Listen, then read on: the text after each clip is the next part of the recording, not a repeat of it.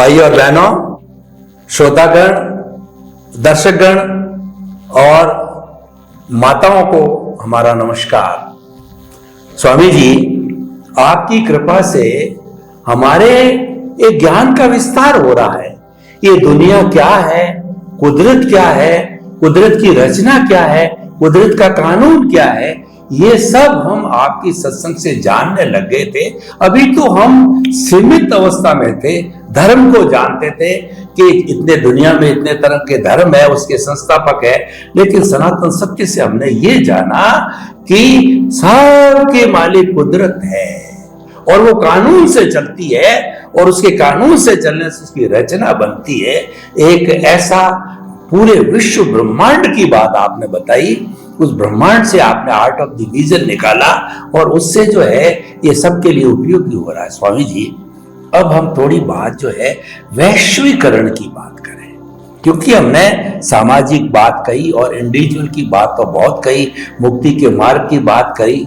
अब वैश्विक स्तर पे बात करते हैं कि वैश्विक स्तर पे आज ग्लोबलाइजेशन, प्राइवेटाइजेशन और लिबरलाइजेशन से हम सब एक दूसरे करीब आ गए हैं और सारी पृथ्वी ऐसी लगती है गांव की तरह, एक घर की तरह कि पास पास बैठे हैं। तुर्की में, सीरिया के अंदर भूकंप आए, हजारों की तादाद में मकान गिरते हुए देखे, लोग दबे हुए दिखे और हेल्प भेज रहे हैं, ला रहे हैं।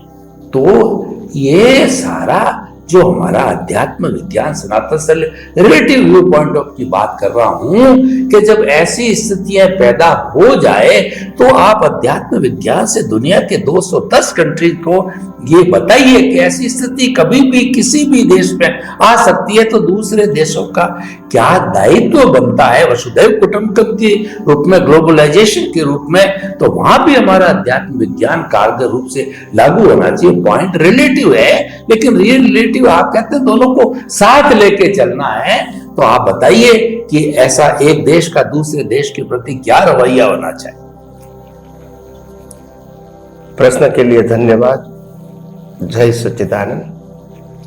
देखो, सबसे बड़ी बात यह है, भारतवर्ष में जिस प्रकार से सोच, संस्कृति और धर्म की जो विशालता है वो विश्व में आपको कहीं देखने को नहीं मिलेगी। हम भारतवासी हैं इसीलिए प्रशंसा नहीं करते हैं, मगर जो फैक्ट है उसी को सामने रख के विश्व को बताना चाहते हैं कि आज भी अगर पूरे विश्व को मानवता के स्तर पर जोड़ के रखने का अगर कोई काम करेगा तो केवल भारत और भारत की संस्कृति वाले लोग ही कर सकते हैं। इसका कारण यह है कि भारत के जो लोग हैं, उनकी जो संस्कृति है और उनकी जो मान्यता है वो वसुधैव कुटुंबकम की है। पूरा विश्व ही हमारा कुटुंब है। यानी आप हमसे कलर के रूप में, प्रदेश के रूप में, भाषा के रूप में, धर्म के रूप में अलग हो सकते हैं, मगर एक इंसान के रूप में we are living in a same society, same world. और इसीलिए हमारी दूसरी सोच है कि जियो और जीने दो। हम भी जिएंगे और सभी जीवों को, मनुष्य के लेकर सभी प्राणियों को भी इस धरती के अंदर जन्म लेने के बाद जीने का इतना ही अधिकार है जितना हमको है। ये दूसरी विशाल दृष्टि। तीसरी विशाल दृष्टि, सर्वे संतु निरामया सर्वे सुखी न भवन्तु। सभी लोग स्वस्थ रहे, निरोगी रहे, आनंद में रहे। सब, केवल हिंदू नहीं, केवल हिंदुस्तानी नहीं, सब लोग रहे, यही हमारी सोच है। और आज हमारे प्रधानमंत्री भी ये एप्लीकेशन कर रहे हैं, दिखा रहे हैं। वैक्सीन के समय भी दिखाया और जब जब मौका आता है तब तब वो हेल्प करने का प्रयास करते हैं। इसके आगे विश्व में एक ही संस्कृति ऐसी है और ये संस्कृति का धर्म भी ऐसा है कि सभी के अंदर परमात्मा है वो मानता है। आत्मा ही परमात्मा है और सभी के अंदर आत्मा है। और इसीलिए हमारी संस्कृति में एक दूसरे को हाय हल्लो नहीं कहते हैं, प्रणाम करते हैं, क्योंकि हम आपके शरीर के अंदर रहे हुए परमात्मा को नमस्कार करते हैं, जो सत्य चित्त और आनंद स्वरूप है, जिसका शॉर्ट फॉर्म है एज अ स्लोगन जय सच्चिदानंद। इसके आगे जाएंगे तो हमारी दृष्टि कैसे विश्वमय है, इसका एक और उदाहरण है। हम सूर्य की भी पूजा करते हैं, हम चंद्र की भी पूजा करते हैं, क्योंकि वो हमारे जीवन का हिस्सा है। हम इसको अलग नहीं मानते और इसलिए पूजा करते हैं एज अ रिस्पेक्ट। प्रकृति की पूजा कर, प्रकृति की। हम पवन देव की भी पूजा करते हैं, हम वर्षा की भी पूजा करते हैं, हम वनस्पति की भी पूजा करते हैं, हम नदियों और सरोवरों की भी पूजा करते हैं, हम गंगा को माता कहते हैं और समुद्र को पिता कहते हैं। तो हम पहाड़ की भी पूजा करते हैं और पहाड़ के एक एक कंकर को हम शंकर मानते हैं। ये हमारी संस्कृति है। हम पशु पक्षियों को भी जीवन जीने का अधिकार है और इसके लिए हम जिम्मेदार हैं, तो उसके लिए भी हम सोचते हैं। हमारी संस्कृति में कभी ऐसा नहीं हुआ कि इन पास्ट भी देखो, जो जो लोगों ने शरण मांगा, कभी हमने उसका नात जात नहीं देखा। सिर्फ इंसान है और वो हमको हमारे पास हेल्प मांगता है, वी वेलकम टू ऑल। ये हमारी संस्कृति है, हम सबको हेल्प करना चाहते हैं। और सबसे बड़ी बात यह है, इन पॉलिटिकल सिचुएशन, हमने कभी किसी प्रदेश के ऊपर चढ़ाई करके विजय प्राप्त किया और उसको लूटा, ऐसा इतिहास में हिंदुस्तान के अंदर नहीं बनता। यानी हमने कभी किसी के ऊपर चढ़ाई करने का और लूटने का प्रयास भी नहीं किया और वो हमारी सोच भी नहीं है। इसके आगे हमने पूरे विश्व को योगा देकर यह बता दिया कि स्वास्थ्य के लिए योगा एक श्रेष्ठ साधन है। बिना पैसा, बिना दवा और बिना कोई प्रक्रिया आप अपने स्वास्थ्य को लंबे समय के लिए हेल्दी रख सकते हैं। वो भी विश्व ने हमने दिया। इसके आगे विश्व के लिए जो मानसिक तनाव का वातावरण जो आज बहुत बढ़ चुका है, इसमें शांति के लिए ध्यान, मेडिटेशन का मार्ग भी हिंदुस्तान के लोगों ने दिया है। और बड़ी फैमिली के साथ जीना, वो ही हमारा आदर्श है और इसमें ही सभी की भलाई है, सभी का सम्मान है और उसमें कोई ऊंच नीच का भेद नहीं होता है। और सबसे बड़ी बात यह है, अगर 25 व्यक्तियों का जो फैमिली है एक साथ में रहता है, उस फैमिली के अंदर आज एक बच्चा जन्म लेता है और वो 15-20 साल, वो 25 साल की 25 व्यक्तियों के साथ जब डील करेगा तो 25 साल के बाद इतना एक्सपर्ट हो जाएगा कि दुनिया में कहीं भी जाएगा तो वो वापस नहीं आएगा। इतना अपने आप परिवार के अंदर से ही मैच्योर हो जाएगा। अलग अलग प्रकार की खोपड़ी संस्कार दिए, आप समझे? तो ये सब पूरे विश्व को हमने दिया है और हमारे पास क्षमता भी है, विशालता भी है और हमको देने का आनंद है, लेने का आनंद नहीं है। और इसीलिए विश्व को अगर सुख, शांति और मानवता की और मानवता की जो नेसेसिटी है उसकी पूर्ति की ओर अगर आगे बढ़ने के लिए सोचना है, तो मैं समझता हूं पूरे विश्व के अंदर भारतीय संस्कृति सर्वश्रेष्ठ है और भारत ने जो बताए हुए मार्ग भी सर्वश्रेष्ठ है और पूरे विश्व को वो विश्व गुरु के रूप में लीड कर सकता है, मार्गदर्शन दे सकता है और बिना प्रदेश पाए और बिना प्रदेश के ऊपर रूल किए ये संस्कार हम सबको दे सकते हैं। और सभी प्रकार की शक्तियां, मानव से लेकर सभी प्रकार की शक्तियां हमारे पास उपलब्ध या मौजूद है। Second largest population of the world, और वो भी पढ़ा लिखा, एजुकेटेड, कल्चरल। वैसे भी पूरे विश्व में आज भारतीय लोग फैले हुए हैं और अपना अपना योगदान अपने अपने समय पे, जगह पे दे रहे हैं। तो इसीलिए और आज भी देखोगे विश्व के 100 ग्रेट पुरुषों के अंदर कम से कम 50% तो भारतीय होंगे ही इन एनी फील्ड। यही सबसे बड़ी उपलब्धि है और हमारा ट्रैक रिकॉर्ड भी बताता है हमने कभी किसको लूटने का प्रयास नहीं किया, किसी प्रदेश को प्राप्त करने का प्रयास नहीं किया। हमने जब भी कुछ प्रयास किया तो दुनिया को कुछ देने का प्रयास किया है, लेने का प्रयास नहीं किया है। विश्व में सबसे पहली यूनिवर्सिटी भी हिंदुस्तान में थी। ऐसी 7 यूनिवर्सिटी थी, तक्षशिला, नालंदा तो उसमें से 2 थी, और भी 5 यूनिवर्सिटी जो हिंदुस्तान इतना बड़ा था उसमें 7 यूनिवर्सिटी थी। और वो यूनिवर्सिटी में विश्व के लोग पढ़ने के लिए बच्चे आते थे।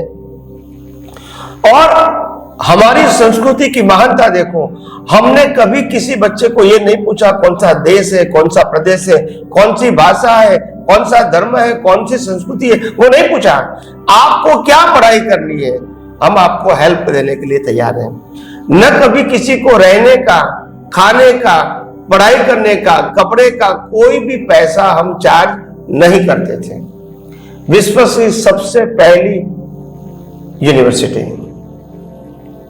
तो ये ग्रेटनेस तो हमारे गर्भ में छुपी हुई है और आज भी हम इसको बाहर निकाल के एनलार्ज करके विश्व के सामने रख सकते हैं। ये हमारे लिए कोई नई बात नहीं है, मगर जब तक विश्व के अंदर ऐसे कंट्री रहेंगे जो दूसरों को उल्लू बना के अपना हक मांगना, या तो हम खुद ही पैसे वाले बने, बाकी सब हमारे कंट्रोल में रहे, हम ही सुपर पावर बने और हम चाहे तो किसी को गिरा सकते हैं, हम चाहे तो किसी को उठा सकते हैं, ऐसी नीति वाले लोग हैं। इसको विश्व को समझना पड़ेगा और इससे दूर रहना पड़ेगा।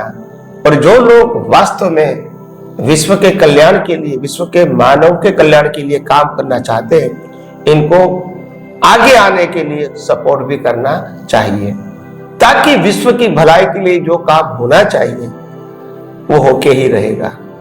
और मैं मानता हूं जिस प्रकार के आज माहौल है, तो आप समझो 19वीं सदी तो यूरोप की थी, 20 की सदी तो अमेरिका की थी और 21वीं सदी भारत की है। इसमें कोई संशय नहीं है। आज पूरा विश्व मानता है कि जिस प्रकार से इंटरनेशनल लेवल में विशालकाय प्रोजेक्ट जो भारत बना रहा है, ये उनकी सोच ही बताती है कि वो विश्व के लिए सोचने के लिए, विश्व को हेल्प करने के लिए, विश्व को गाइड देने के लिए, विश्व को मार्गदर्शन देने के लिए उनके पास बहुत सारी योजना है, प्रदेश है, इंसान है, सब कुछ उनके पास है और वो होके ही रहेगा, समय की बात है। मगर मैं मानता हूं ये जब होगा तब होगा।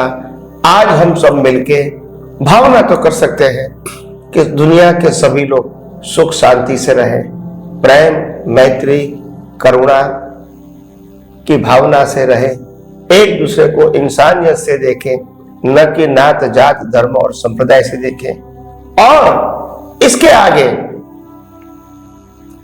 हम सब मिलकर विश्व को महान बनाएंगे। यानी कोई छोटा है कोई बड़ा है वो समझने की जरूरत नहीं है। हर इंसान की जरूरत है। जो ऊपर मुगट खड़ा है महल के ऊपर, इसके नीचे जो पहली जो ईंट लगी है इसकी भी कीमत है। तो ऐसा मत समझना कि जो जमीन के अंदर ईंट नहीं दिखती है उसकी कीमत नहीं है, सिर्फ मुगट की कीमत है, ऐसा नहीं है। सब एक दूसरे के सहयोग से जुड़े हुए हैं। तो इसीलिए आइए हम सब नए विश्व का रूप बनाने में कोशिश करें, भाव करें और कुदरत को प्रार्थना करें हम सबको शक्ति दो कि विश्व में सुख, शांति, समाधान और मानवता बढ़े। यही हमारी सबकी भावना हर दिन होनी चाहिए। संजोग देने के लिए कुदरत तो हम सबको तैयार है। स्वामी जी आपका बहुत बहुत धन्यवाद। एक आज के संदर्भ में एक अच्छे विश्व के निर्माण के लिए आपने भारतवर्ष को एक रोल मॉडल माना कि अगर भारत की नीतियों पे विश्व के 210 कंट्री चले तो एक विश्व अच्छा बन सकता है। क्यों?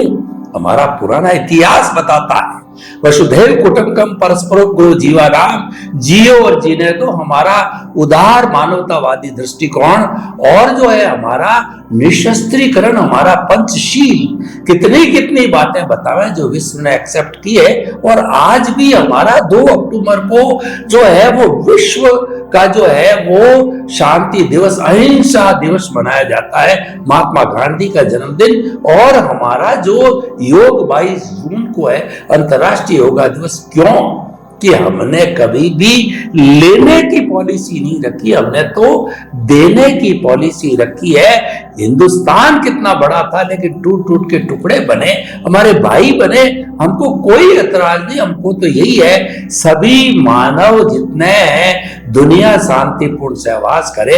तो भारत का रोल मॉडल, और आपने यहां तक बताया कि 21वीं सदी भारत की है तो साफ नजर आ रहा है। स्वामी जी आपका बहुत बहुत आपके प्रति कृतज्ञता, धन्यवाद। जय सच्चिदानंद। जय स्वामी जी वैश्वीकरण की बात कर रहे हैं तो वैश्वीकरण का ये छोटा सा और प्रश्न मैं कर लेता हूं कि ऐसा बताया जाता है कि जितने भी युद्ध होते हैं, चाहे विश्व युद्ध हो चाहे जो है वो छोटे युद्ध हो, पहले किसी शक्तिशाली दिमाग के अंदर वो जन्मता है। जैसे देखिए यूक्रेन का और यूएसएसआर का जो युद्ध हुआ वो पुतिन के दिमाग में जन्मा।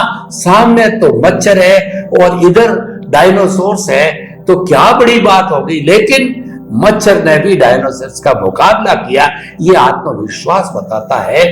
तो ऐसे शक्तिशाली के दिमाग के अंदर विश्व युद्ध या लोकल युद्ध की भावना नहीं आए। लेकिन क्योंकि आजकल साम्राज्य विस्तार क्या करना, आज तो ग्लोबलाइजेशन है, आज तो शांति से जियो की बात है। तो थोड़ा सा आप समय कम बचाओ, प्रकाश डालिए कि जो शक्तिशाली जो विश्व के जो देश हैं, लोग हैं, उनके जो है अनुशासता है, उनके दिमाग के अंदर युद्ध न जन्मे। ये थोड़ा अध्यात्म विज्ञान की दृष्टि से बताइए। यस, प्रश्न के लिए धन्यवाद।